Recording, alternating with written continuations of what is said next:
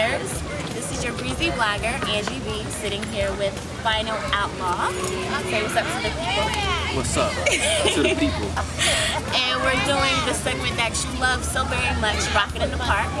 So stay tuned about the Rockin' in the Park with Final Outlaw.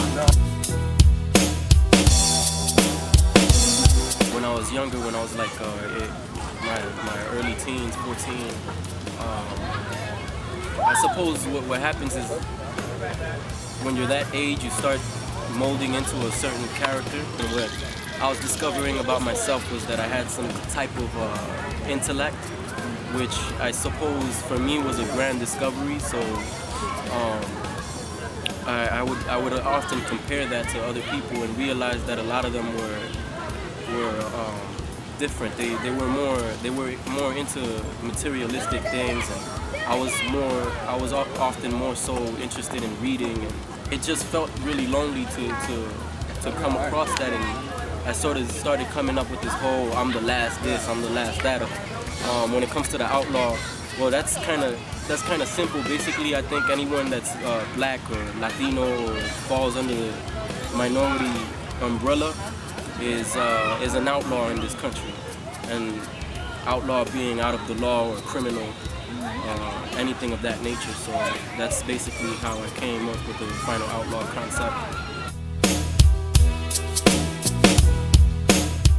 I do remember one time where I did have a very powerful hip-hop influence all at once, and it was you could imagine I was very angry at the time. I was very hateful versus African American people and white people that were constantly like calling me Mexican and shit like that when I wasn't even that. And what happened was I went home one day, and I would come home like bloody and bruised up with my brother after fights, and we would my mom would ask me what's wrong, and we would be like, oh, we were playing football. What happened though was one time I put on a song on TV, and it was a song called Shed So Many Tears, and the individual who made the song was not in the video, but there was these flashes of a black individual in it, and it just so happened to be Tupac Shakur. And the thing that astounded me about that was that what he was saying was very poetic, and it wasn't ignorant, it wasn't stupid. He wasn't trying to sell some dirty image, you know. Like I really related to what he did, and when I found out he was African American, it really sort of shifted my perspective on how I had been allowing people to make me feel hatred towards them rather than understand why they were being so ignorant.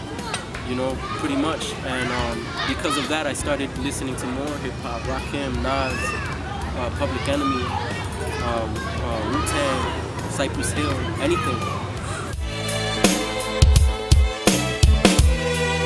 I'm definitely sick and tired of hearing the same artists say the same thing over and over again about where they get their inspiration. It's really cliche and monotonous. But yo, you know I'm gonna be straight up with you. You know I'm gonna be straight up. Sometimes I'll be just broken inside and I'll write something, which I suppose a lot of the times is the case for a lot of artists. But at the same time, I'm a human being. Sometimes I'll see somebody do something and I'll get this ambitious, almost like a jealousy type thing. And it's just real, you know? It's just like, I want to be there. I want to do that. I could do that. You know what I'm saying? So a lot of the time it could be that. Or a lot of the times it could be like a positive feeling, like where I'm not trying to, you know, make a positive thing for the movement or you know, per se. It's just that I want to do something that people can appreciate. You know, not so much relate to, but appreciate. Like.